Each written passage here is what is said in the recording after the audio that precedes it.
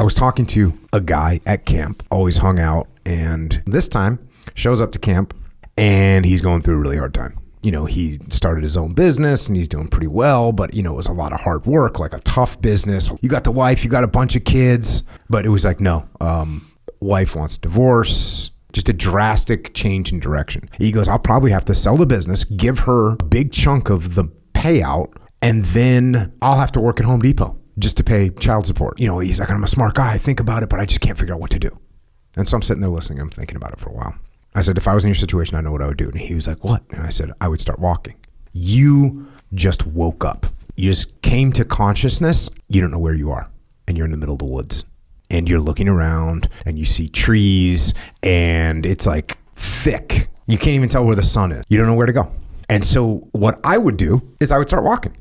I would just pick like a direction and I would start walking. And as I'm walking, I would eventually find a little terrain that's going downhill. And I'd follow that terrain downhill and eventually I'd hit a stream. And the stream would actually be a tributary into a river. And then from the river, I would follow the river until I'd hit a road. And when I'd hit a road, eventually I'd follow the road to a town somewhere and I'd figure things out, right? I'd figure out where I was.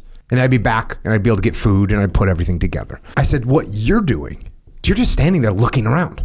And you're trying to figure out where the town is. And you're waiting, trying to guess and looking around and looking for clues. But there's no freaking clues. You're in the middle of the woods. The town, the thing is not going to come to you. You have to start walking.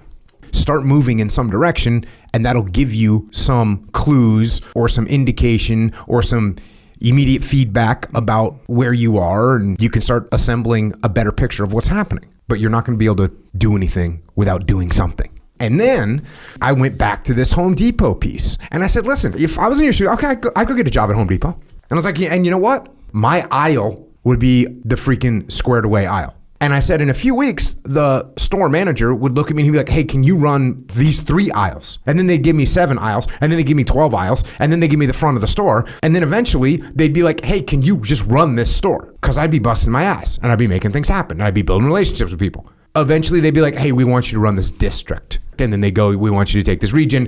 And eventually they'd be like, hey, we want you to be the CEO of Home Depot. And we're laughing, right? Because I'm not that arrogant, but I was making a point. But I told this guy, I was like, look, you see working at Home Depot as a punishment, and I see it as an opportunity. As an opportunity.